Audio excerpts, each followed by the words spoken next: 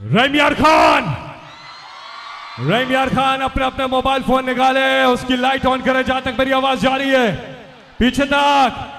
अब मैं उस लीडर को दावत खिताब दे रहा हूं जिन्होंने इंशाअल्लाह आज से चंद हफ्तों के बाद एक बार फिर वजीर आजम पाकिस्तान का हल्फ उठाना है। इंतजार की घड़ियां अब खत्म।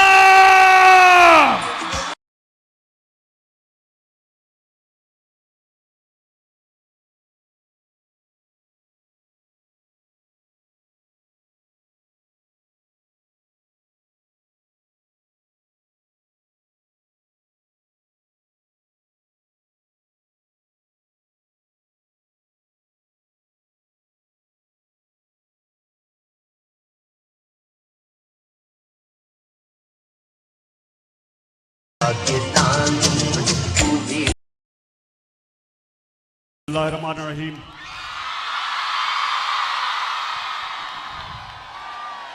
अल्लाह तेरी इबादत करता हूँ, अल्लाह तेरे से मदद मांगता हूँ। सबसे पहले रहीम यार खान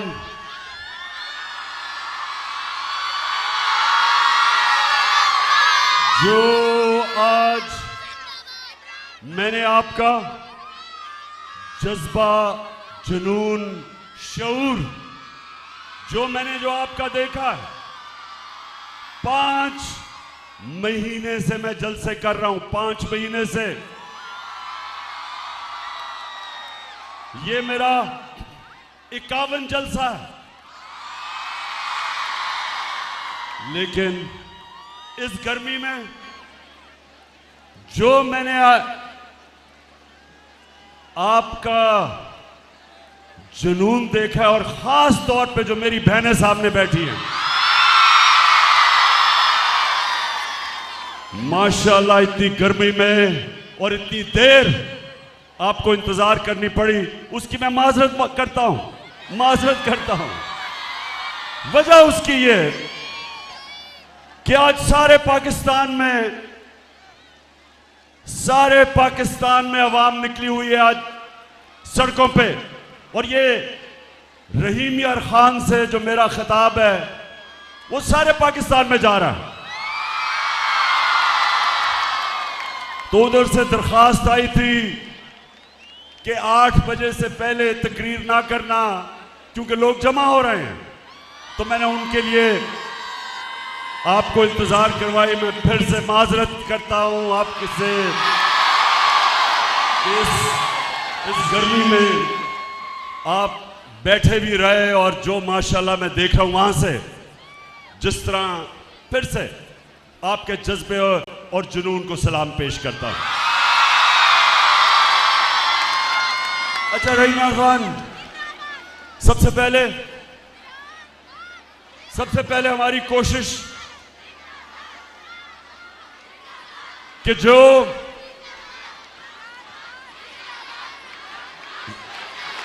शुक्रिया माशाअल्लाह, शुक्रिया।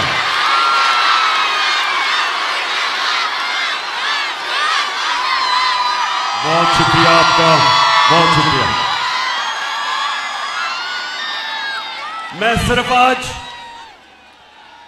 जो हमारे सैलाब में मुतासिर हमारी बहन भाई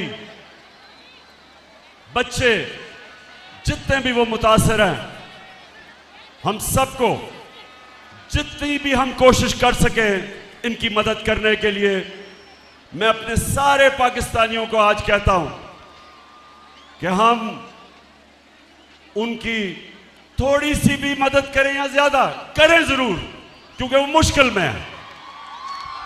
और खास तौर पे सिंध में मैंने यहां आने से पहले पूरे ट्रक भिजवाए हैं सिंध के अंदर, क्योंकि वहां लोगों को मुश्किलात हैं, भूख है, उनके सर पे छत नहीं है, चारों तरफ पानी है। तो इंशाअल्लाह एक तो ये भिजवाए, और इंशाअल्लाह मैंने पैसे इकट्ठे किए हैं 3 टेलीथॉन में, और आपको खुशी होगी कि 8 घंटे में पाकिस्तानियों ने 14 अरब रुपया 1400 करोड़ रुपया दिया मुझे। कहती है ये राहे अमल।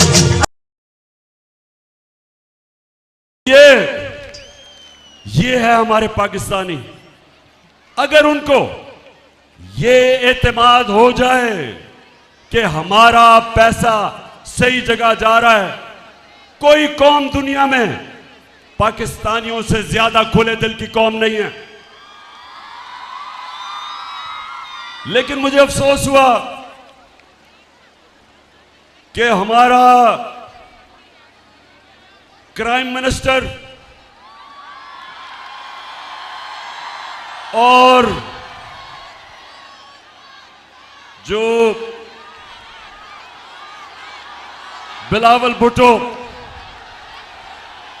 अभी तक उर्दू सीख रहा है।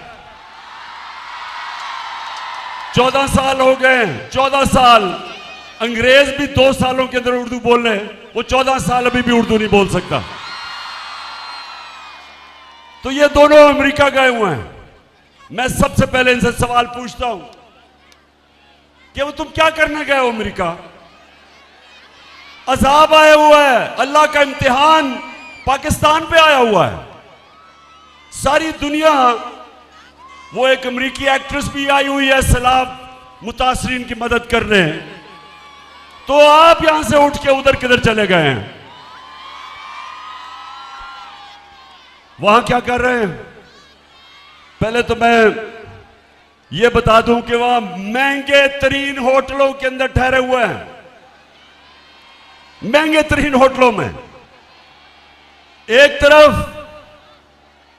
तरफ शहबाज शरीफ भीख मांगने जा रहा है और दूसरी तरफ जिनसे भीख मांग रहे हैं उनको शो मारने के लिए सबसे महंगे होटलों में ठहरे हुए हैं।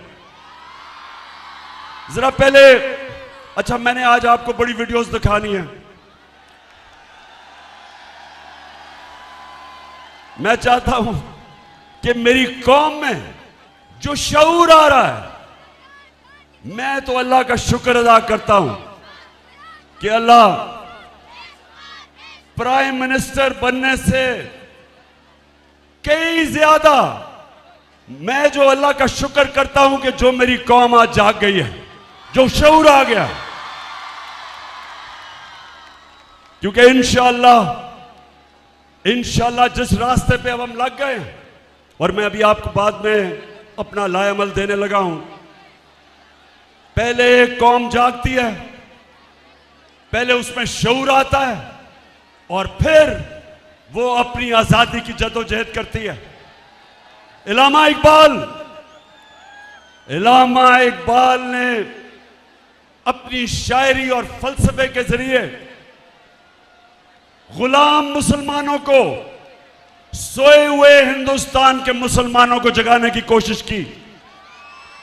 और आज मैं आपके सामने आया हूं, अपनी कौम को हकीकी आजादी के लिए जगाने की कोशिश कर रहा हूं आपको। और मैं खुश हूं कि जिस कौम की माएं, बहनें और ख्वातीन जाग जाती हैं, वो आजाद हो जाती है। जिस कौम के नौजवान जाग जाते हैं, उस कौम को कोई गुलाम नहीं बना सकता। और इंशाअल्लाह मैं अभी इसके ऊपर भी आ रहा हूं। सबसे पहले मेरे पाकिस्तानियों, सिर्फ आप ये देखें, मैं बार बार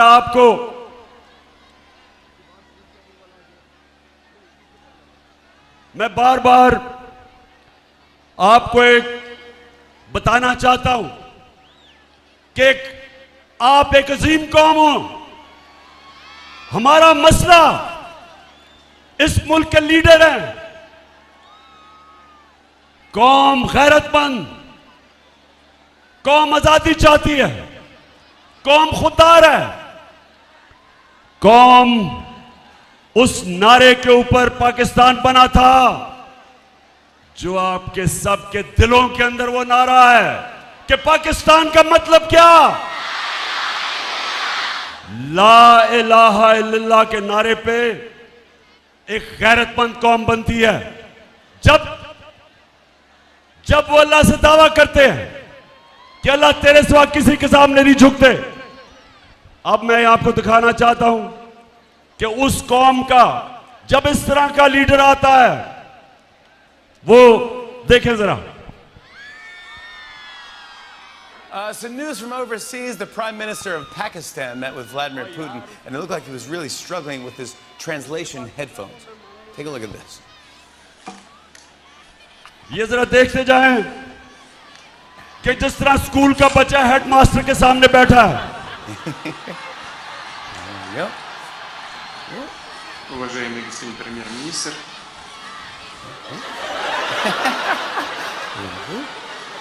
काम पे टांग रही है। Yeah, there you go. There you go. There we go. уважаемый господин премьер-министр, идет перевод, все нормально?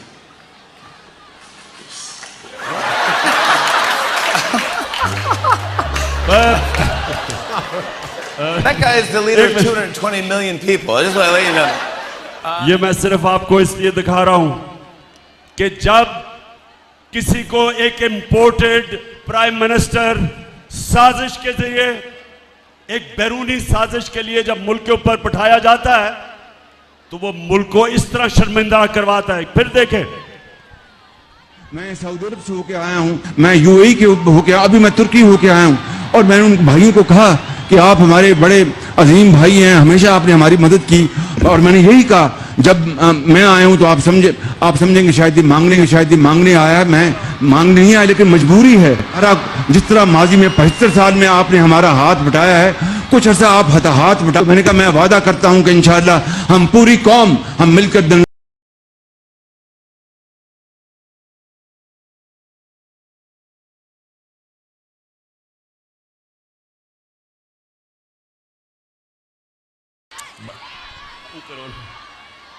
Sir रहीम यार खान, आप मुझे बताओ कि आप इस तरह का प्राइम मिनिस्टर चाहते हो? अभी जरा आप देखें, ये जरा देखें कि यूनाइटेड नेशंस का सेक्रेटरी जनरल आया जब पाकिस्तान, वो बेचारा फ्लड मुतासरीन के लिए आया था देखने के लिए, तो ये जरा देखें क्या करता है वो शहबाज शरीफ। Thank you very much, General Secretary, and I assure you, whatever support we get from your institution and through your institution, I give you my word of honor, along with all these ladies and gentlemen sitting on this table, ministers, general officers, government officials, ladies and gentlemen, that every penny we get from you or from wherever, we will spend it most transparently and in the interest of these. समझ गए रहीम यार खान? अच्छा, मैं अब आपको इसकी उर्दू समझाता हूं, इसलिए जो अंग्रेजी में बोला ना, मैं वो उर्दू में बताता हूं कि क्या कह रहा था वो ये कह रहा था कि सेक्रेटरी जनरल साहब, अगर हमें आप इमदाद देंगे तो मैं आपसे वादा करता हूं कि हम वो चोरी नहीं करेंगे। मेरे वजीर जो बैठे हुए सामने, 60% वजीर जमानत पे हैं करप्शन पे, वो चोरी नहीं करेंगे। वो आपसे वादा करते हैं क्योंकि सेक्रेटरी जनरल साहब आप पैसा दे रहे हैं तो अब हम ईमानदारी से खर्च करेंगे, पहले चोरी करते थे। अच्छा, अब रहीम यार खान देखें, मैं ये आपको जरूर ये चीजें बताना चाहता हूं, आप और मेरी बहनें आप सामने, आपके लिए मैं खास तौर पे कहना चाहता हूं, अगर आपने एक चीज अपने बच्चों को सिखाना है तो ये समझ लें, अपने बच्चों को एक चीज सिखाएं कि दुनिया उस इंसान की इज्जत करती है जो इंसान अपनी खुद इज्जत करता है। आप अगर अपनी इज्जत नहीं करेंगे, दुनिया आपकी इज्जत नहीं करेगी। और मेरी बहनों, अपने बच्चों को एक और चीज सिखाएं कि ला इलाहा इल्लल्लाह इंसान को गैरत देता है, गैरत देता है। आप जब अल्लाह से दावा करते हैं कि मौला तू ही मेरा खुदा है, मैं किसी बुत के सामने नहीं झुकूंगा। बुत का मतलब कि मैं किसी खौफ के बुत, किसी लालच के, किसी पैसे के बुत के सामने नहीं झुकूंगा। ये इंसान को गैरत देती है। और मेरी बहनों, मेरी सारी जिंदगी का तजर्बा यह है कि सबसे बड़ा इंसानों के अंदर जो मैंने फर्क देखा है वो है गैरत। एक गरीब आदमी भी जिसमें गैरत होती है, दुनिया उसकी इज्जत करती है। और अरबोपति, इस तरह का क्राइम मिनिस्टर अरबोपति की कोई इज्जत नहीं करता जो अपनी इज्जत नहीं करता, जिसमें गैरत नहीं होती। अब ये देखें, ये जरा अब आपने गौर से देखना है, बतिया बंद करें। ये देखें कि ये अब अमेरिका में जाके हमारा करोड़ों रुपया खर्च किया और अमेरिका में जाके ये क्या कह रहा है, ये जरा इंटरव्यू सुना अंग्रेजी में, फिर मैं आपको उर्दू में बताता हूं क्या कह रहा है। Relief. Unless we get substantial relief, how can the world expect from us to stand on our own feet? It is simply impossible, next to impossible. The world has to stand by us. And there is a yawn are asked and what is available. Please, through your cameras, have this yawning gap bridged and bridged very quickly. The epidemic. It is waiting for us. Please help us in क्या कह रहा है, interview दे रहा है, सुना जरा। मेरी बहनों, मुझे पता बड़ी गर्मी है लेकिन सुनना जरूरी है, आप में बड़ा सब्र है।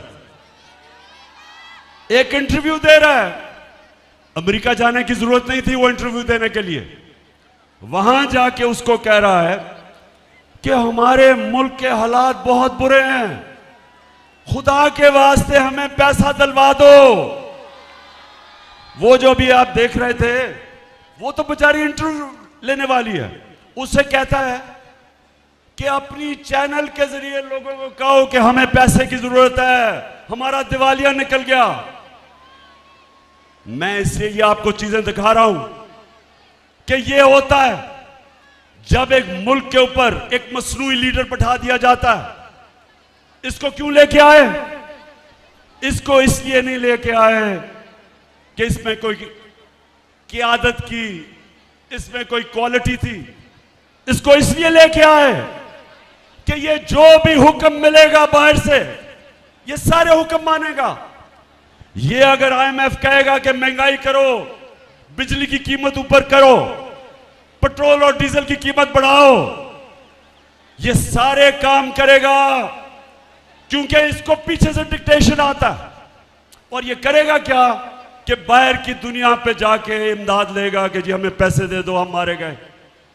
तो रहीम यार खान, मैं जब आपको हकीकी आजादी के लिए खड़ा कर रहा हूं, मेरा मकसद क्या है कि अगर हमारी कौम खड़ी ना हुई और इसी तरह के चोर हमारे ऊपर मुसल्लत रहे, तो रहीम यार खान ये याद रखो, इस मुल्क का कोई मुस्तकबिल नहीं है, इस मुल्क का कोई मुस्तकबिल नहीं है।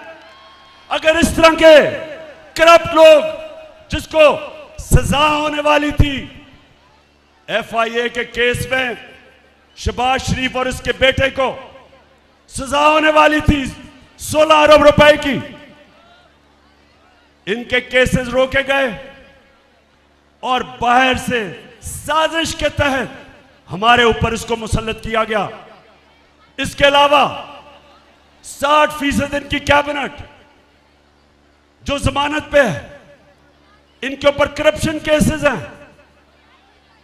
एक तरफ दुनिया से भीख मांग रहे हैं, एक तरफ सिंध में सैलाब आया हुआ है, एक तरफ हम कह रहे हैं कि हमारे पास पैसे नहीं हैं, और दूसरी तरफ ये जो कैबिनेट आई है और ये जो इंपोर्टेड हुकूमत आई है, इन्होंने नैब का कानून बदल के इस कौम का 1100 अरब रुपया माफ करवाया है। 1100 अरब रुपया जो चोरी किया हुआ था इन्होंने, एनआरओ लिया, इन्होंने आके अपने आप को दिया, माफ करवाया। जो पैसा आपका था, जो पाकिस्तानी कौम से चोरी हुआ था, तो इनका मकसद अपनी चोरी बचाना था। बाहर के लोग जो इनको मुसल्लत किया, उनका मकसद यहां ऐसी क़यादत हो जिसको वो कंट्रोल कर सकते हैं। और इसलिए मैं जो अभी आखिर में आपको लायामल दूंगा, हमने तैयारी करनी है पाकिस्तानियों, अपनी हकीकी आजादी के लिए। हमने अपनी हकीकी आजादी के लिए निकलना पड़ेगा। हमें कभी भी किसी कौम को आजादी प्लेट में नहीं दी गई, आजादी के लिए जद्दोजहद करनी पड़ती है, आजादी के लिए कुर्बानियां देनी पड़ती हैं। मैं अब अपनी कौम के सामने 2-3 चीजें अब आपके सामने रखने जा रहा हूं। मैं चाहता हूं कि बड़ा गौर से मेरी बात सुननी है, क्योंकि सारे जितने भी आज जिधर भी पाकिस्तान में मेरी कौम निकली हुई है, मैं आज आप सबको पैगाम देना चाहता हूं। मेरी कौम, एक बात याद रख लो कि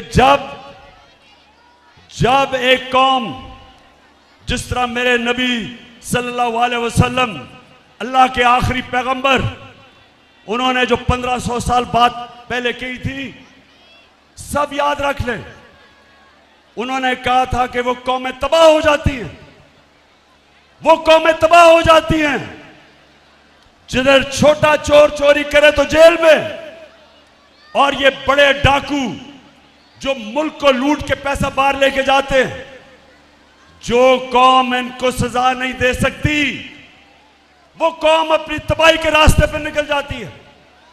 आज रहीम यार खान, आज अगर हम चुप करके ये कबूल कर लें कि 1100 अरब रुपया जो इस कौम को चोरी किया इन्होंने, और इनको हमारे ऊपर मुसल्लत किया, और अगर हम ये कबूल कर लें इस चोरी को, और अगर हम गुलामों की तरह इनसे अपनी आजादी छीनने की ना कोशिश करें और मान जाएं गुलामी, तो मेरे सारे पाकिस्तानी जो देख रहे हो, हमारा कोई मुस्तकबिल नहीं है। अगर इसी तरह जिंदा रहना है कि हमारा सरबराह बाहर जाके हाथ फैलाए और पैसे मांगे, इस तरह कि जी हम तबाह हो जाएंगे अगर आपने पैसे ना दिए, पैसे मांगने के लिए हर आपकी खिदमत करने के लिए तैयार है। जो भी पैसा देगा, पाकिस्तानियों याद रखो, वो आपकी आजादी का सौदा करेगा। इस मुल्क की सॉवरेंटी, वो सॉवरेंटी के ऊपर सौदा करेगा। कोई, वो कहते हैं there is no free lunch, कोई चीज मुफ्त नहीं आती। पहले आपने 30 साल इन दोनों ने हुकूमत की, मुल्क का दिवालिया निकाला, मुल्क को मकरूज किया, और आज वही लोग आज बाहर जा रहे हैं पैसे मांगने के लिए। क्यों लोग इनको पैसे नहीं देते? क्यों लोग इनको पैसे नहीं देते? बताएं, क्यों नहीं पैसे देते? क्योंकि इनको सबको पता है कि इनके अपने पैसे मुल्क से बाहर पड़े हैं, चोरी करके खुद बड़े बड़े महलों में रह रहे हैं, और आज पाकिस्तानी दुनिया में कह रहे हैं कि जी हमें पैसे दो। कोई पैसे नहीं दे रहा।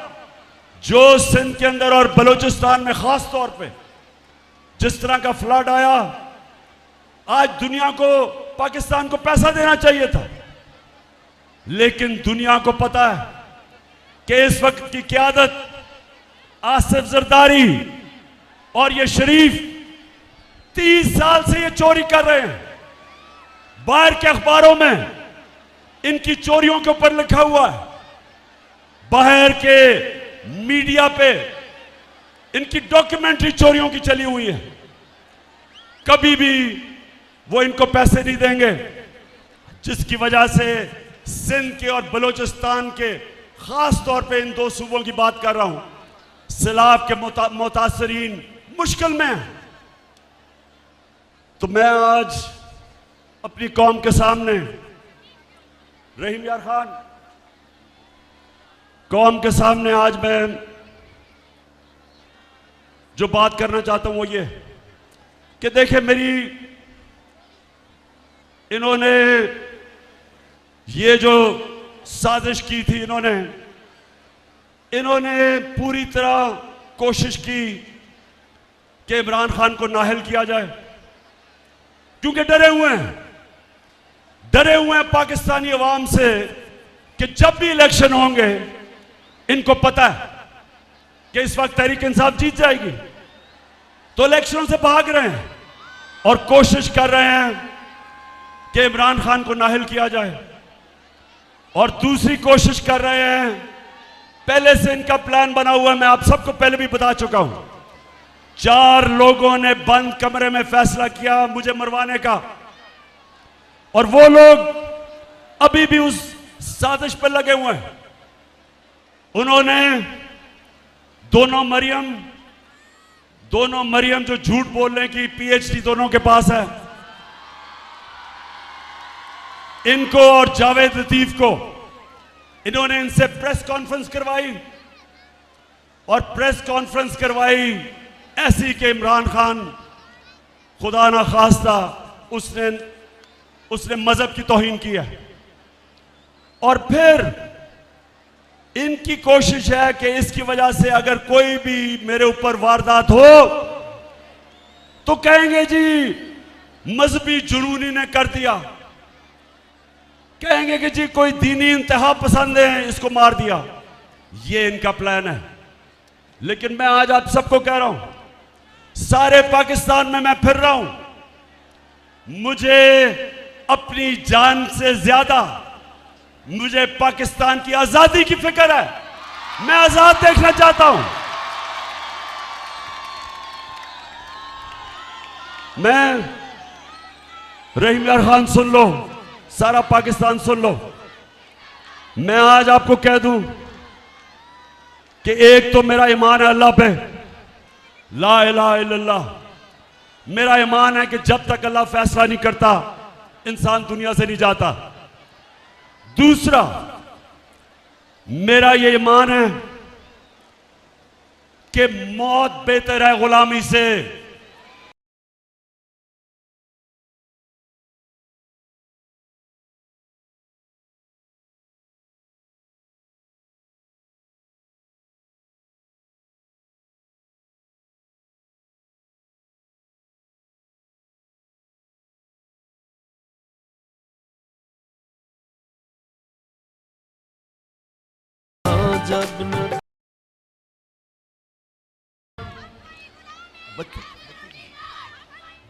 ये सुन ले आप कि ये जो साजिश है, ये साजिश कौन कर रहे हैं? ये वो लोग जो अपनी अना के लिए, अना और अपने करप्शन के कैदी हैं, गुलाम हैं अपनी करप्शन और अना के। ये मुल्क से बाहर रहते हैं, पाकिस्तान आते हैं गवर्नमेंट करने के लिए, पैसा यहां से लूटते हैं और मुल्क से बाहर चले जाते हैं। ये वो लोग हैं। इनके साथ एक साजिशी टोला मिल के कोशिश कर रहा है, पूरी मुल्क के कोशिश कर रहा है कि हम इन चोरों की गुलामी करें। तो मैं आज अपनी सारी कौम के सामने कहता हूं कि अगर मुझे अल्लाह पे यकीन है कि जिंदगी मौत उसके हाथ में है, इज्जत जिल्लत उसके हाथ में है, रिस्क उसके हाथ में है, तो मैं अपनी सारी कौम को कहता हूं कि आप भी सब खौफ के बुत को तोड़ दो, खौफ की जंजीरें तोड़ दो। सारी कौम को मैं कहता हूं कि आप तैयारी करें, आप मेरी कॉल की तैयारी करें, क्योंकि मैंने फैसला किया है कि मैंने किसी सूरत इन चोरों को किसी सूरत नहीं करना।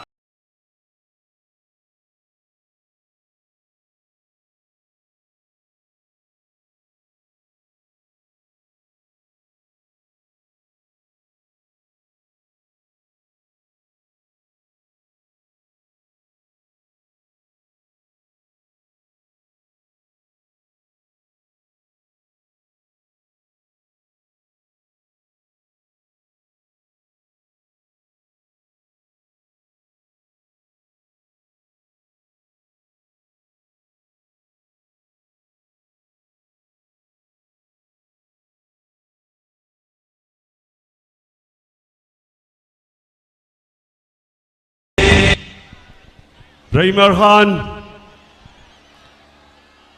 जो आज हो रहा है, हर रोज हम सुनते हैं कि इनके केसेस माफ हो रहे हैं। अब हम ये सुन रहे हैं कि इसहाक डार पाकिस्तान आने वाला है। वो इसहाक डार जिसने हुदैबा पेपर मिल में गवाही दी हुई है कि वो शरीफ खानदान का यहां से पैसा मनी लॉन्डर होके बाहर जाता था। लंदन में काजी फैमिली थी, उसके जरिए फिर वापस पैसा आता था रेमिटेंस के नाम पे। बीबीसी की एक फिल्म बनी है इस पे, इसके ऊपर पूरी तफ्तीश हुई है। इसने खुद बयान दिया हुआ है कि मैं इस मुल्क से शरीफ खानदान के लिए मनी लॉन्ड्रिंग करके फिर वहां से पैसा लेके आता था रेमिटेंसेस दिखा के। उसके बाद ये नून लीग की हुकूमत थी, जब नून लीग की हुकूमत में या प्राइम मिनिस्टर के जहाज में मुल्क से बाहर भागा। हमारी तो हुकूमत ही नहीं थी, अदलिया आजाद थी। किस चीज से इसको डर था? इसको डर था कि इसके पाकिस्तान से बाहर इसके और इसके बच्चों के पैसे पड़े हैं, जायदादें पड़ी हैं, इसलिए मुल्क से बाहर भागा था।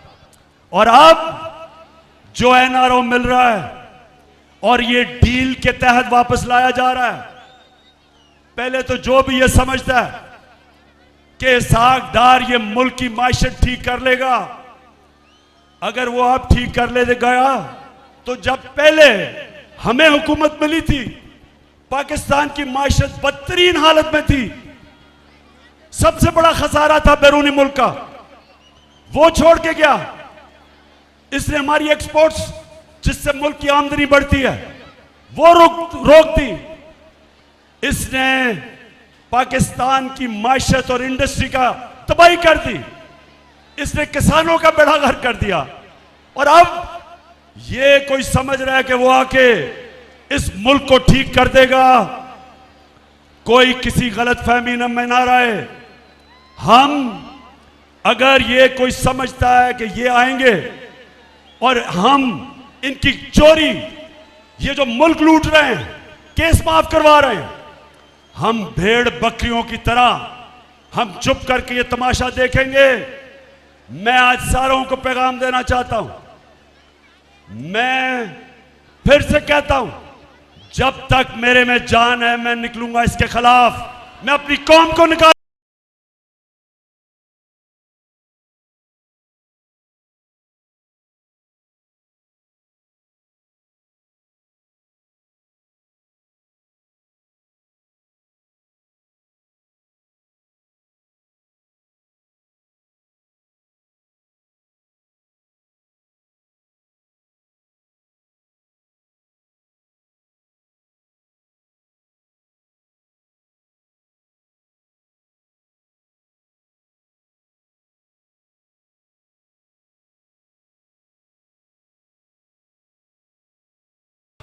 आज जो मुल्क की माइशत है वो खुद ही शहबाज शरीफ ने न्यूयॉर्क में जाके कह दिया कि हमारा दिवालिया निकलने लगा है, हम अपने कर्जों की किस्तें वापस नहीं कर सकते, हमारे मुल्क के हालात बहुत बुरे हैं। तो मैं आज उन सब से पूछता हूं जिन्होंने यह साजिश करके हमारी हुकूमत हटाई थी। मैं आज इन सब से पूछता हूं कि आज आप सारी कौम के सामने जिम्मेदार हैं। जो आपने इस मुल्क से किया, वो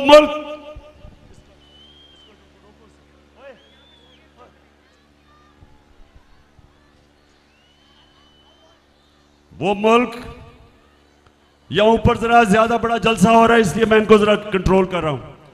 वो मुल्क, सुने जरा, हमारी जो माइशत थी, हमारे तीसरे और चौथे साल में 17 साल के बाद हमारी माइशत की बेहतरीन परफॉर्मेंस थी। 5.6% तीसरे साल और 6% चौथे साल हमारी माइशत तरक्की कर रही थी। 17 साल के बाद हमारी इंडस्ट्री ऊपर आ रही थी। हमारे किसानों को जो हमने पैकेज दिया, 4 फसलों में रिकॉर्ड प्रोडक्शन थी, रिकॉर्ड पैदावार थी। 4 फसलों में इंडस्ट्री भी आगे जा रही थी, हमारे किसान भी खुश था, हमारे मुल्क की दौलत में इजाफा हो रहा था। रिकॉर्ड हमारी एक्सपोर्ट्स थी, 32 अरब डॉलर की रिकॉर्ड एक्सपोर्ट्स, यानी कि रिकॉर्ड डॉलर मुल्क में आ रहा था। ओवरसीज पाकिस्तानीज ने रिकॉर्ड पैसा रेमिटेंसेस भेजे थे, 31 अरब डॉलर। आईटी, पहली दफा हम अपनी इंफॉर्मेशन टेक्नोलॉजी को उठा रहे थे। 2 सालों में 70% इजाफा हुआ उनकी एक्सपोर्ट्स में। हमारा टैक्स कलेक्शन पाकिस्तान की तारीख के सारे रिकॉर्ड तोड़ दिए और हमने अपनी कौम को महंगाई से बचाया हुआ था। हमने लोगों को बिजली की महंगाई और डीजल और पेट्रोल की महंगाई से बचाया हुआ था। हमारे जमाने में 150 रुपया लीटर पेट्रोल और डीजल था। आज 250 रुपए पहुंच गया डीजल और 236 पे पेट्रोल।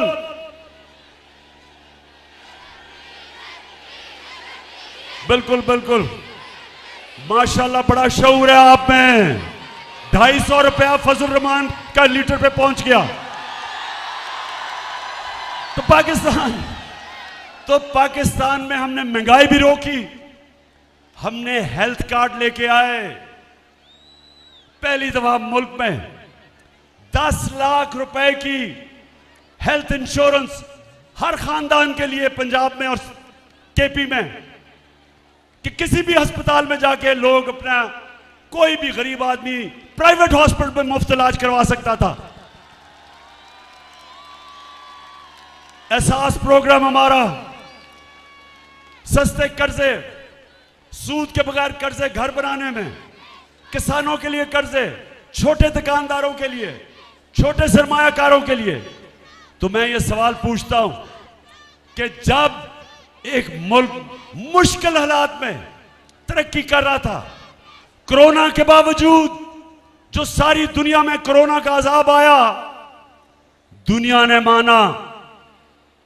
ने माना कि पाकिस्तान 190 मुल्कों में से टॉप 3 मुल्क था। पाकिस्तान उन टॉप 3 मुल्कों में था जिन्होंने कोरोना को भी संभाला, अपने गुर्बत भी, गरीबों को संभाला, उन्होंने अपनी माइशत भी बचाई। Stand on our own feet. It is simply impossible, next to impossible. The world has to stand by us. And there is a yawn are asked and what is available. Please, through your cameras, have this yawning gap bridged and bridged very quickly. The epidemic. It is waiting for us. Please help us in... सुन लिया? Please help us, खुदा के वास्ते हमारी मदद करो। वो बेचारी, वो मेरी बहनों, आपने देखा था वो बेचारी औरत की आंखों में आंसू ही आ गए कि मैं खुदा के वास्ते प्लीज मेरी मदद करो। शहबाज शरीफ बड़ी जल्दी थी इक्तदार में आने के लिए, बड़ी देर से अचकन सलवाई हुई थी, बड़ा शौक था, कि किसी तरह शहबाज शरीफ प्राइम मिनिस्टर बन जाए, बेशक बैरून मुल्क के साथ मिलके साजिश करके एक मुल्क जो बड़ी देर के बाद बेहतरीन रास्ते पे चल रहा था, इनकी अपनी इकोनॉमिक सर्वे जो इनकी हुकूमत जो वो किताब बताते हैं हर साल माइशत के ऊपर, उसके मुताबिक 17 साल के बाद पाकिस्तान की बेहतरीन तरक्की थी। उस हुकूमत को गिरा के ये आके अब दुनिया में वो कभी उस सेक्रेटरी जनरल का बाजू पकड़ लेता है कि खुदा के वास्ते पैसे दे दो मैं चोरी नहीं करूंगा। उसके बाद जाके वो बेचारी औरत, उसके आंसू निकलने शुरू हो गए कि ओहो प्लीज मेरी मदद कर दे। तो पाकिस्तानियों, ये हमारा मुस्तकबिल नहीं है। हमारी कौम की बदकिस्मती क्या है कि वो मुल्क जिसका लीडर कायदे आजम मोहम्मद अली जिन्ना था, जिसका नजरियाती लीडर इल्लामा इकबाल थे, वो मुल्क का देखें सरबराह जाके बेकारियों की तरह जी मैं मांगने नहीं आया, मैं मजबूर हूं। तो मेरे पाकिस्तानियों, मैं इसलिए आज आपको सारी कौम को तैयार कर रहा हूं। मैं अभी आखिर में बताता हूं, लेकिन उससे पहले मैं आज पाकिस्तान की एस्टेब्लिशमेंट से पूछता हूं कि ये जो चोर अपने करप्शन के केसेस खत्म कर रहे हैं, क्या ये सिर्फ इमरान खान की जिम्मेदारी है कि इस मुल्क में करप्शन रोकी जाए? क्या आपकी जिम्मेदारी नहीं है? क्या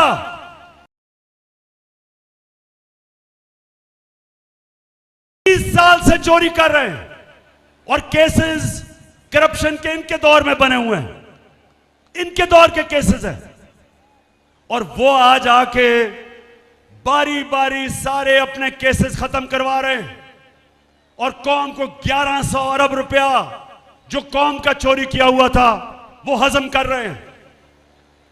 क्या मैं अकेला हूं? मैंने ठेका लिया हुआ इस मुल्क का कि करप्शन के खिलाफ लड़ूं? क्या और किसी की जिम्मेदारी नहीं है? को बेच के खाने वाले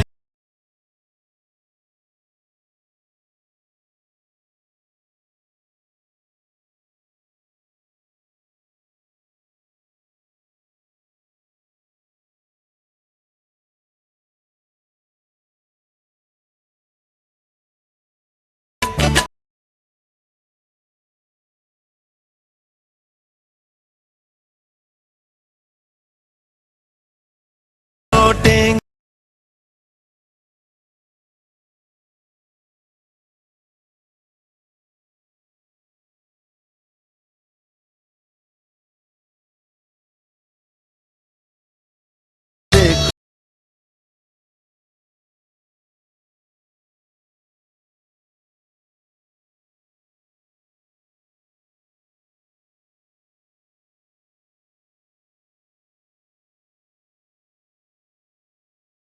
नहीं है।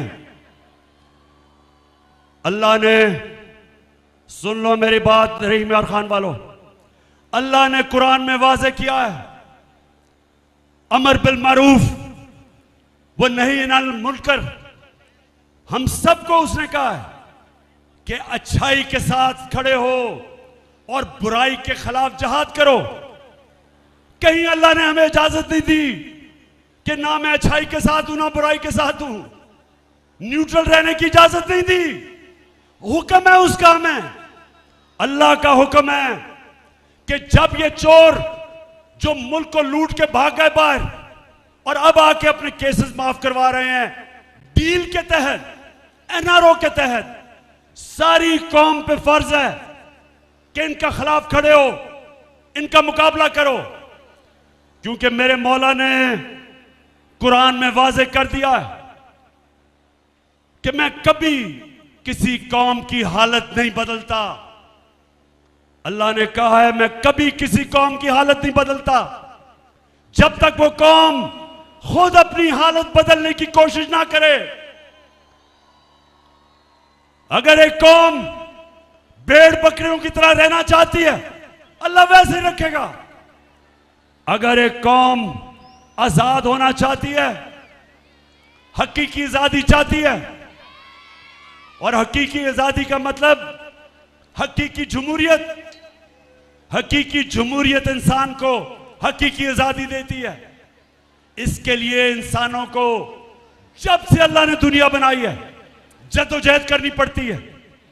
किसी जमहूरियत में यह नहीं होता कि जो इमरान खान और तहरीक इंसाफ की सहाफी जो उनके लिए उनका मौक़िफ़ पेश करें, उनको धमकियां, उनके खिलाफ FIR, वो मुल्क से बाहर उनको भटका दो। जो चैनल इमरान खान का मौक़िफ़ पेश करे उसको बंद कर दो, उसके ऊपर हर किस्म की धमकियां दो। वो जो हमारे सोशल मीडिया के नौजवान सारे पाकिस्तान में जो हमारे भी नहीं हैं, जो इस कौम के लोग हैं, जो भी सोशल मीडिया में कोई ऐसी चीज के जो पसंद नहीं है, उनको धमकियां आती हैं, नामालूम नंबर से धमकियां आती हैं, डराया जाता है, खौफजदा किया जाता है।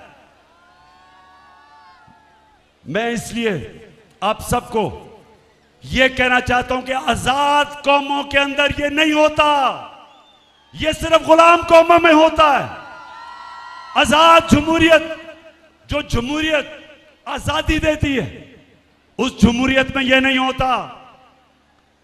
और जब तक हकीकी जमहूरियत ना आए, कौम तरक्की नहीं करती, कौमें नहीं तरक्की करती। तुर्की, जब तक तुर्की में हकीकी जमहूरियत नहीं आई, उसने तरक्की नहीं की। बांग्लादेश, जब तक उनकी जमहूरियत बेहतर नहीं हुई, बांग्लादेश ने तरक्की नहीं की और आज हमारे से आगे निकल गया। हमें रोका हुआ इसने कि हम आजाद नहीं हैं, हमें डराया धमकाया जाता है। तो रहीम यार खान और पाकिस्तान में जो भी देख रहे हो मुझे, आगे से नामालूम नंबर से आपको कोई धमकियां दे, वापस उसको धमकी दो।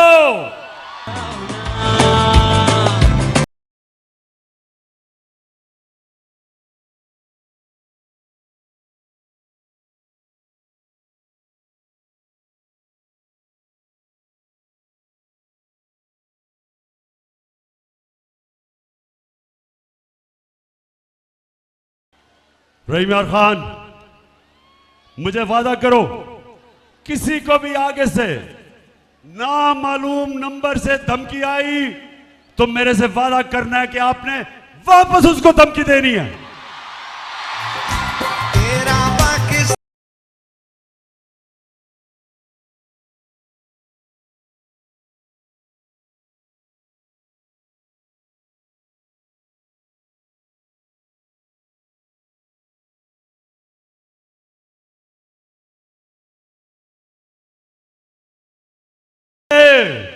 उसे कहना मेरा आइन, इस मुल्क का कानून मुझे इजाजत देता है आजादी राय पे, फ्रीडम ऑफ एक्सप्रेशन, ये मेरा बुनियादी हक है। और एक आजाद मुल्क की आजाद अदलिया उसको इजाजत देती है ये कि वो अपने हकूक के लिए खड़ा हो सके। और माशाल्लाह आज हमारी अदालतों ने बड़ी आगे बढ़े। हमारी अदालतें ऐसे नहीं थी पहले तो कंट्रोल थी। एक बड़ी जद्दोजहद के बाद आज हमारी अदालतें आज़ादी की तरफ जा रही हैं। कौम पूरी इनके साथ खड़ी हो और अदालतों को कौम के बुनियादी हुकूक की हिफाजत करने के लिए खड़ा होना चाहिए। रोक सको तो रोक लो।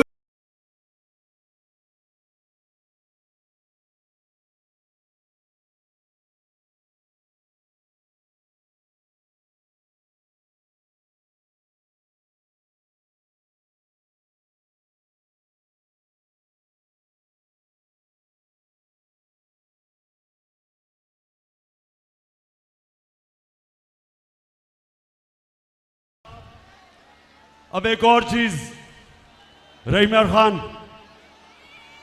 ये याद रखना, मैं फिर से आपको दोहराता हूं, कभी कोई आजादी प्लेट पे रख के नहीं देता।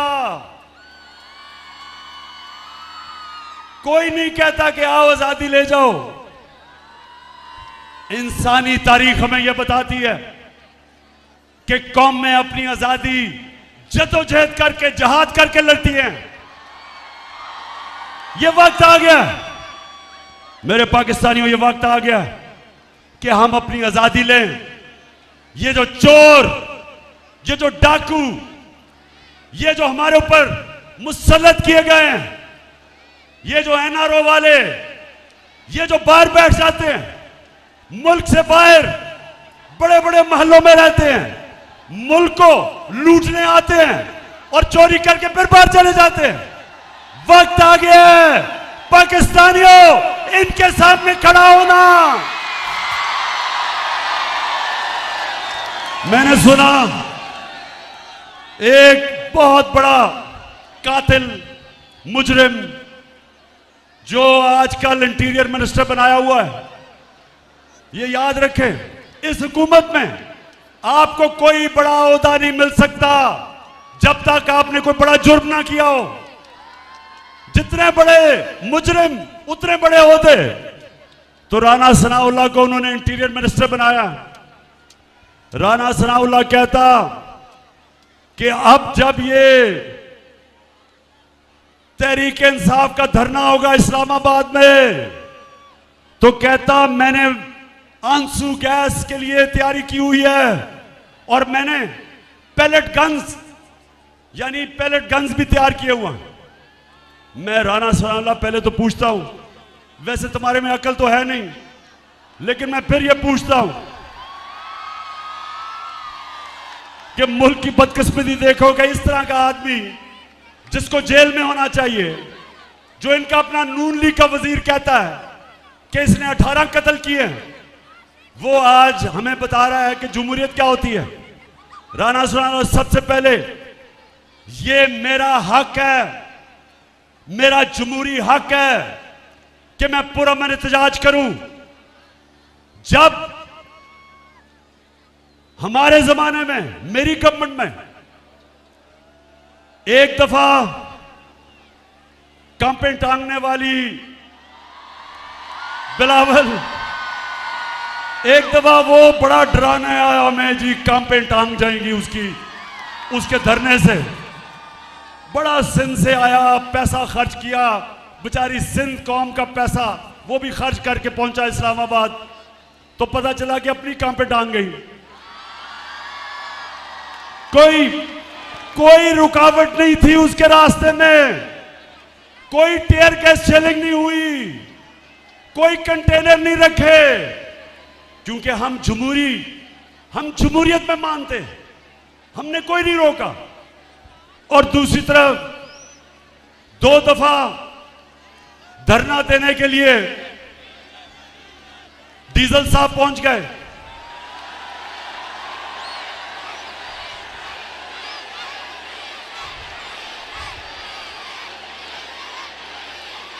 डीजल ने बड़ा डराया कि हुकूमत गिराने आ रहा हूं मैं। ऊपर से ये भी क्या, मुझे इशारा मिला कहीं से, तो डीजल पहुंच गया 2 दफा। उससे पूछो, एक रुकावट उसके सामने नहीं रखी, बल्कि डीजल को हमने कहा कि अगर खाने पीने की जरूरत होगी तो वो भी हम आपको दे देंगे धरने में। और ये राना सनाउल्लाह हमें डरा रहा है कि जनाब तुम आओ तो मैं वो पैलेट गन चलाऊंगा तो tear gas shelling. Rana Sanaullah, तुम और ये जो तुम्हारा डरपोक cherry blossom boot polish Shahbaz Sharif, तुम दोनों मेरे से सुन लो। पहली दफा जब हमने 25 मई को हम जब आए थे इस्लामाबाद, तो हमें यह अंदाजा नहीं था कि तुम जुल्म करोगे, ख्वातीन को देख के, बच्चों को देख के, फैमिलीज को देख के। हमें यह अंदाजा नहीं था कि तुम शेलिंग करोगे। सारी हमारी पाकिस्तानी और इस्लामी रवायत के खिलाफ औरतों के ऊपर, बच्चों पे शेलिंग किया आपने। घरों में 2-2, 3 बजे लोगों के घरों में घुस के हरासा किया, डराया, धमकाया, जेल में डाला, हजारों लोगों को जेल में डाला। हमें अंदाजा नहीं था। अब राना सनाउल्लाह, अब कान खोल के सुन लो, इस बारी कप्तान पूरी प्लानिंग करके आएगा।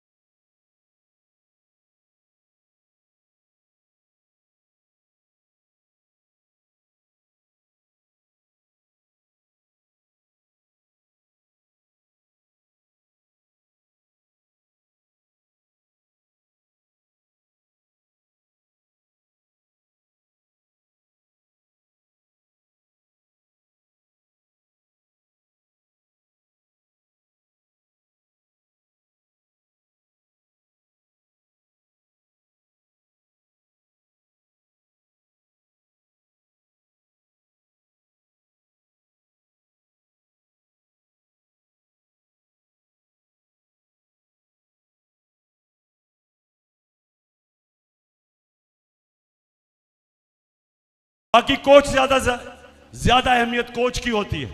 सिर्फ क्रिकेट में कप्तान की जरूरत पड़ती है, क्योंकि उसको फैसले करने पड़ते हैं, वो फैसले जो किसी कप्तान को नहीं करने पड़ते। तो कप्तान की सबसे बड़ी क्वालिटी क्या होती है? वो सारा वक्त देख रहा होता है कि मेरा मुखालिफ क्या कर रहा है और मैं क्या करूंगा।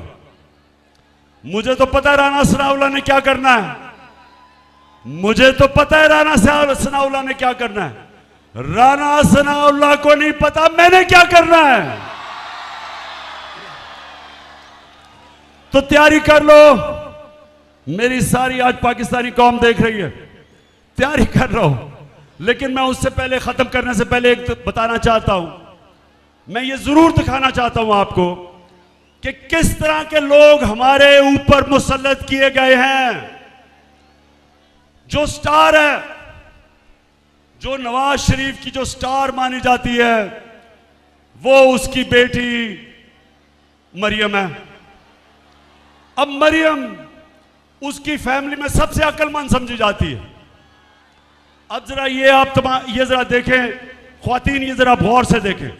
ये पहले देखें कि जब मैंने कहा कि आपके लंदन में ये महंगे महंगे इलाके में 4 महलात किधर से आए, तो ये सुने क्या कहती है कि इस तरह मुझे लगा कि आप लोगों को बेवकूफ नहीं बना सकते। मेरी सेंट्रल लंदन में प्रॉपर्टीज तो दूर की बात है, मेरी पाकिस्तान में भी कोई प्रॉपर्टी नहीं है। मैं अपने वालिद के साथ है और मुझे समझ नहीं आई कि मेरी और मेरी वालदा की और बहन भाइयों की प्रॉपर्टीज ये कहाँ से निकाल के ले आए हैं। मेरे नाम पाकिस्तान में कोई प्रॉपर्टी नहीं है, ये तो इंग्लैंड की बात है। सुन लिया रमियार खान, सुन लिया। मेरे पास तो कोई प्रॉपर्टी ना, इंग्लैंड तो दूर की बात है। पाकिस्तान में मैं बेचारी, मुझे तो हर रोज घर ढूंढना पड़ता है, कोई छत मिल जाए। अब ये सुने, अब इस मरियम को नहीं पता था कि अल्लाह अल हक है, सच का खुदा है। कुरान में वो कहता है, मेरा ये वादा है कि सच आखिर में सबके सामने आएगा। उसका वादा है अल हक का। तो मरियम को नहीं पता था कि 4 साल के बाद एक इंटरनेशनल इंकशाफ होगा, एक इंटरनेशनल इंकशाफ। जिस इंकशाफ में बड़े बड़े दुनिया के मिनिस्टर और वजीर और प्राइम मिनिस्टर उनकी जो प्रॉपर्टीज थी वो दुनिया में सामने आ गई, जिसको कहते हैं पैनामा पेपर्स। अब जब इंकशाफ हो गया तो मरियम के बड़े भाई या छोटा भाई, मुझे नहीं पता, वो क्या कहते हैं, जरा आप ये सुने। मैं इस बात को तस्लीम करता हूँ कि अल्हम्दुलिल्लाह पार्क लेन के ऊपर जो अपार्टमेंट्स हैं वो अल्हम्दुलिल्लाह हमारे हैं। मैं इस बात को तस्लीम करता हूँ कि उनको ऑफशोर कंपनीज नेस्कॉल लिमिटेड और नीलसन लिमिटेड जो है उनको ओन करती हैं, और मैं आपको ये भी अर्ज करता हूँ उनको होल्ड कर रही है इस वक्त मरियम नवाज शरीफ, मेरी हमशीरा जो है। ठीक है जी, सुन लिया रहीम खान, सुन लिया कि ना तो सिर्फ वो हमारी प्रॉपर्टीज हैं, वो मरियम नवाज के नाम पे खरीदी गई। अब आप बड़ा शऊर, मेरे वैसे माशाल्लाह बड़ा सब्र और शऊर से सुना आपने। अब मुझे ये बताएं कि अपनी बेटी के नाम पे उसने क्यों खरीदी, अपने नाम पे क्यों नहीं खरीदी? क्योंकि पैसा तो नवाज शरीफ का था। बताएं, मेरी बहनें बताएं आगे, क्यों अपने नाम पे नहीं खरीदी? क्योंकि चोरी का पैसा था, और चोरी आपकी थी। पाकिस्तानियों का पैसा चोरी करके लंदन ले गया था, और अब तैयारी कर रहे हैं पाकिस्तान वापस आने में। नवाज शरीफ फिक्र ना करो, मेरी कौम शानदार इस्तकबाल करेगी तुम्हारा, तुम आओ तो सही। अच्छा अब जब मरियम को पता चला कि भांडा फूट गया, भाई ने कह दिया कि ये हमारी प्रॉपर्टीज हैं। जब भाई ने कह दिया कि हमारी प्रॉपर्टीज हैं, अब जरा सुने मरियम क्या कहती है, सुने जरा। हसन हुसैन के पास आज जो भी है वो एक अरबपति दादा के पोते हैं। उस अरबपति दादा के पोते हैं जो 1960s और 70s में पाकिस्तान का अमीर तरीन इंसान था। ये जो एसेट्स हैं, ये जो बिजनेस के लिए पैसा है, ये सारा दादा से डायरेक्टली बच्चों को ट्रांसफर हुआ। हसन सुन लिया, सुन लो जरा ख्वातीन, आप खास तौर पे देखें, क्योंकि अल्लाह ने पता क्या औरतों को एक सलाहियत दी है, आदमियों से ज्यादा औरतों में सलाहियत है। वो शक्ल देख के पहचान सकती हैं कि इंसान झूठ बोल रहा है या नहीं। मैं अपने नौजवानों को बुरा नहीं कह रहा, लेकिन आपको पता होना चाहिए जब बच्चा पैदा होता है तो जो माँ होती है वो बच्चे की शक्ल से पहचानती है कि वो क्या चाह रहा है, क्योंकि बोल तो नहीं सकता वो। तो मां के अंदर अल्लाह सलाहियत डेवलप कर देता है, वो समझ आती है कि बच्चा क्या चाह रहा है उसकी शक्ल से। अब ये जो मरियम की शक्ल आपने देखी, क्या इसकी शक्ल के ऊपर आदमी तो समझेंगे कि ओहो ये तो झूठ बोल ही नहीं सकती। इतनी संजीदा शक्ल से उसने कहा कि मेरा दादा तो अरबोपति था। अब कि कह तो सकती नहीं थी कि मेरे बाप ने पैसा दिया है, क्योंकि बाप के पास उसने तो अपने एसेट्स में दिखाया ही नहीं है कि पैसा, और ये भी नहीं कह सकती थी चोरी का पैसा है। अब दादा साहब दुनिया में नहीं थे तो दादे का तो पूछना किसी ने नहीं था, तो दादे के ऊपर डाल दिया कि दादा बहुत अमीर था। अच्छा अब जरा ये तमाशा देखें, मरियम का जो दादा था वो शहबाज शरीफ का बाप था। अब शहबाज शरीफ अपने बाप के मुतालिक क्या कह रहा है, जरा ये गौर से देखें। मेरे खानदान को 22 खानदानों में शुमार नहीं होता था। मुझे इसके ऊपर बाइस फख्र है कि मेरे वालिद का ताल्लुक एक गरीब किसान के घराने से था। हिंदुस्तान से वो वालिद का ताल्लुक एक गरीब किसान के घराने से था। हिंदुस्तान से वो क्यों रहीम यार खान, अब मैं ये ठीक नहीं कहता कि मरियम को एक ही क्वालिटी मुझे उसमें नजर आई है अभी तक, इतने सीधे मुंह से झूठ बोलती है मैंने कभी किसी को नहीं देखा। अब हमारी मेरी ख्वातीन को तो खैर आपको तो नजर आ गया होगा उस शक्ल से। मैं शर्त आपको लगाता हूं कि जितने भी हम मर्द बैठे हैं हमने कहना था देखें बेचारी सच बोल रही होगी, इतनी शक्ल उसने कही होगी। अच्छा जी, अब जरा एक और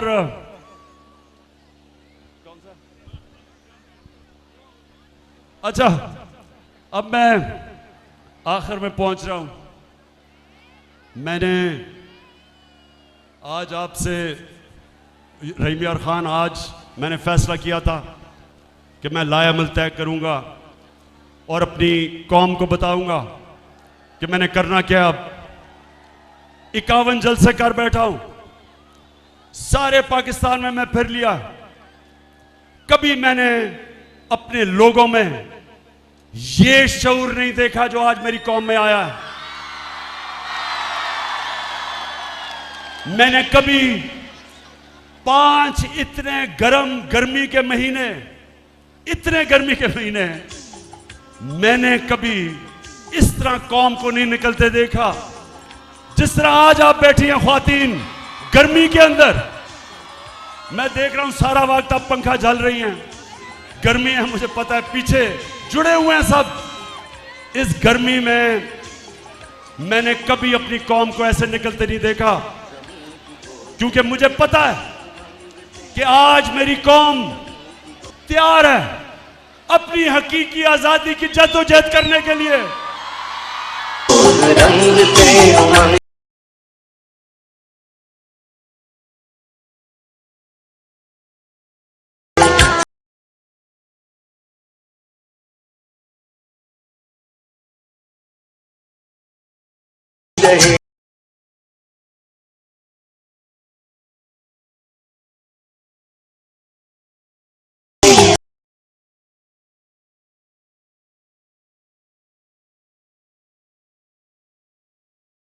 मैं सारे जितने भी पाकिस्तान में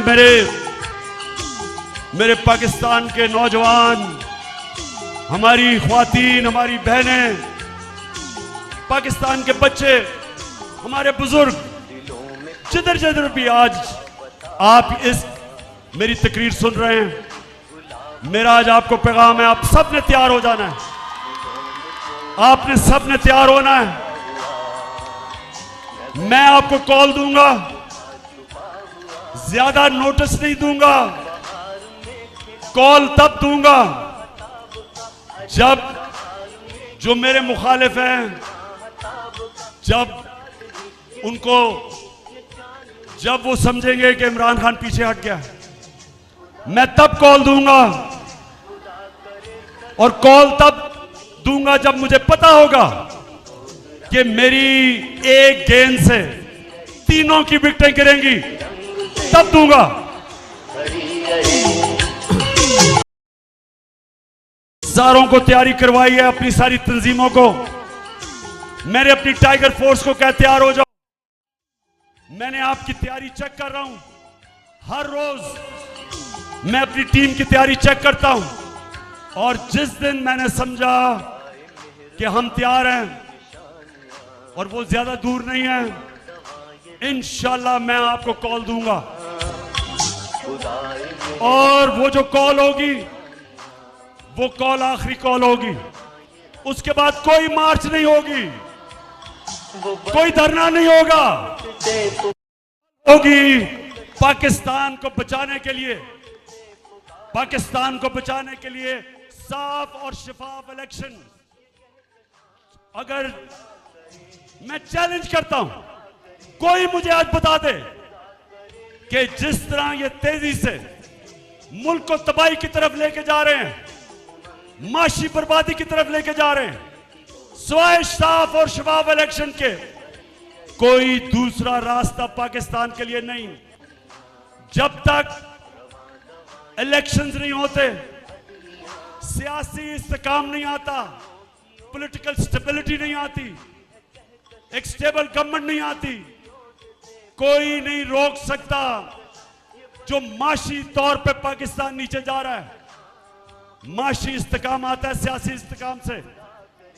हम इलेक्शंस ये नहीं चाहते कि हमें इक़्तिदार चाहिए, हम इलेक्शंस इसलिए चाहते हैं कि ये मुल्क को तबाही की तरफ लेके जा रहे हैं, अवाम का माशी कत्ल कर रहे हैं, महंगाई में अवाम डूब रही है, चाहे वो किसान हो, चाहे वो सनतकार हो, चाहे वो घर में ख्वातीन देख रही हैं कि हर रोज कीमतें ऊपर जा रही हैं, बिजली के बिल नहीं लोग दे सकते, और अभी महंगाई और आनी है क्योंकि रुपया गिर रहा है। 33% पाकिस्तान का रुपया गिरा है, 33% इस मुल्क का रुपया गिरा है। इसका क्या मतलब है? आपके बैंक में जो पैसे पड़े हुए थे, अगर 100 रुपया था तो उसमें से 33 रुपए काट लें, 100 रुपए में से 33 रुपए कम हो गए। लेकिन अगर आपका पैसा आपके असासे मुल्क से बाहर पड़े हैं तो आपको 33% फायदा हो गया, आपके असासे ऊपर चले गए। और इसलिए मैं ये भी इस कौम को कहता हूं, कभी से इसके बाद कभी किसी पार्टी को वोट ना देना जिस पार्टी के सरबराह के पैसे और असासे मुल्क से बाहर पड़े हों, क्योंकि मुल्क में जब रुपया गिरता है उनको फायदा होता है, कौम को नुकसान होता है। और इसलिए अगर हमने मुल्क को इस तबाही से बचाना है, सिर्फ एक रास्ता है, साफ और शफाफ इलेक्शन। और हमारी जो तहरीक होगी, अब जब हम निकलेंगे इस बारी, जब तक साफ और शफाफ इलेक्शन की अनाउंसमेंट डेट नहीं मिलती, जब तक हमें तारीख नहीं मिलती, ये अब तहरीक रुकेगी नहीं। रहीम यार खान, आखिर में मुझे बताओ, आप तैयार हो? इंशाअल्लाह, इंशाअल्लाह। मैं फिर से सलाम करता हूं आपको, आपके जज्बे, जुनून और शऊर को। पाकिस्तान जिंदाबाद और रहीम यार खान जिंदाबाद।